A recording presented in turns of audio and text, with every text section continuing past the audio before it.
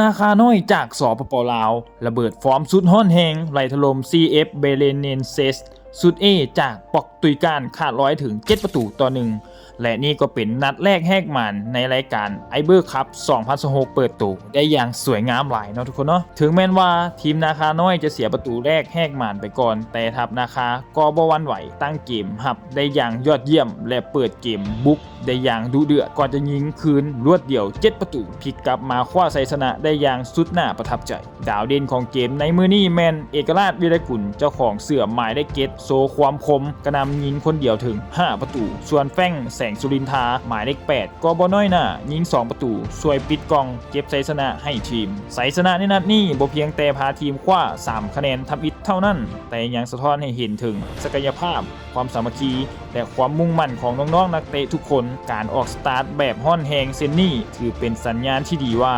WIG นาคาพร้อมลุยพร้อมสนพร้อมล่าความสำเร็จในรายการไอเบอร์คัพ2026มาฝากแฟนบ้านชาวลาวเฮา